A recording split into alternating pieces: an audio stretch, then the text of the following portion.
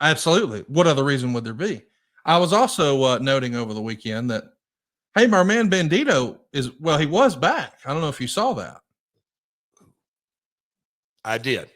And man, it just goes to show you how quick something can happen. One move, Conrad, literally one move. Jeff, on your next match, we're going to see you break out a bunch of double drop kicks off the top, missile drop kicks off the top rope.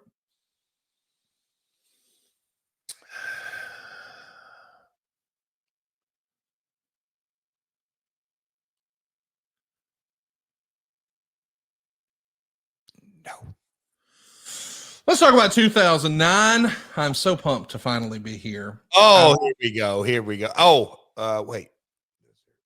We talked. Nope. Pick up the tomatoes. No, I was just trying to make sure that we hadn't missed anything, but we've covered. I can't think of anything else of note that happened over the weekend. Not one thing. Nope. Pay-per-view this weekend. Yep. Dynamite on 34th Street. Yep. Christmas Collision. Wait a minute. Yeah. Okay. The final Rampage. Oh, you know what? I'll say this. Shout out to AEW post-production. They did a little package on us on Friday, and it was it's good. Because they were doing, look, the AEW, we'll call it post-production. They went around backstage and really getting different groups and different talents.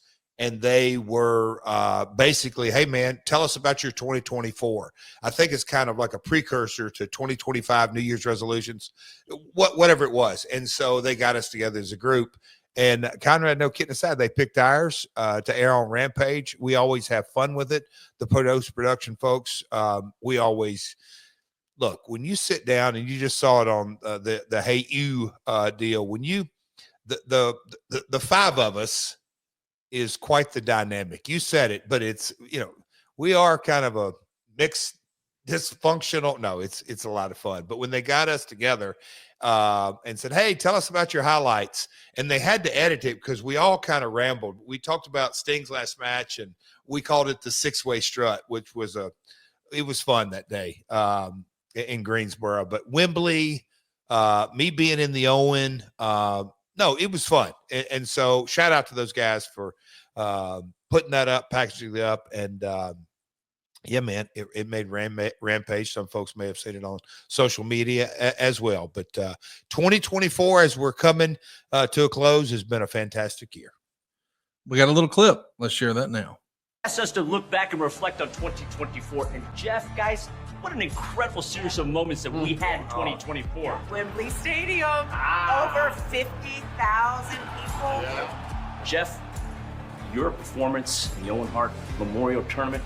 A true highlight of my career to actually be in the Owen. It's a memory that I'll cherish forever. But I don't like to look in the rearview mirror. I like to look ahead, to move forward. So next week, I'm not bringing resolutions. I'm bringing a game plan for 2025. Oh, well, sounds like guitar necklaces for everybody. So I don't know if you're looking for investment tips in 2025, but investing in guitar stock might actually be a good idea. Jeff, before we get going, we've got a live studio audience here from YouTube. And Ty Claude is with us. My apologies. Ty Claude. And he says, hi, I'd love to get Jeff to check my promos out. Ty, we'd be glad to do that. DM us on our social media account at MyWorldPod, and we will be glad to take a look and review that in the coming days here on YouTube. Absolutely. Ty also wants to know, today's promos lack Memphis money drawing style. That's a question mark at the end. Do you think that today's promos are less about talking them in the seats than maybe they used to be? The shorter answer is absolutely yes. I like 1,000% yes. And I'm not pointing fingers at talent and not even the process. It is a different business. Promos like Memphis money drawing style. The promos used to be designed that you would say it from a studio or wherever it was, and your whole design was to get the people out of their house to go down and watch live, non-televised wrestling. So just the entire concept now, it would be, you know, in the pay-per-view world, but you know, that in essence is kind of going away because of the streaming world. And yeah, that was the one thing Conrad had just, I was going to go back to that January the 1st, the mother of all simulcast, that's going to be pretty cool for AEW. And you already mentioned Netflix. So we're going into another transition, which I think is appropriate. We won't get long-winded here, but the style of promo, yes, is gone. But do I think it's needed in today's wrestling? Absolutely. Because I think it gives not only, most importantly, it gives the talent a focus of what the goal is. And so do you want them to watch the show next week or watch the premium live event? Yes to all of those. And I think that style is a missing ingredient in so many ways. I really, really do. Good question. But I think that laser, I mean, that'd be a great roundtable discussion with wrestling luminaries. Yeah. Yeah, it would.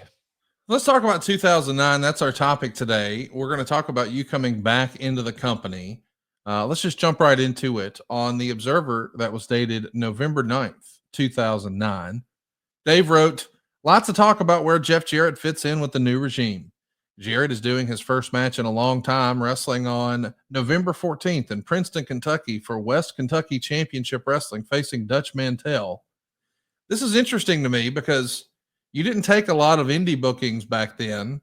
How does this come about? Are you trying to work off some ring rust with somebody that you know, like, and trust, or is there more to it than that? No, when I was like, okay, that's in November of 2009, it was a Dutch deal. Dutch, I mean, the short answer is, hey, Dutch, Jeff, this is Dutch talking. Will you come work? You get to wrestle me.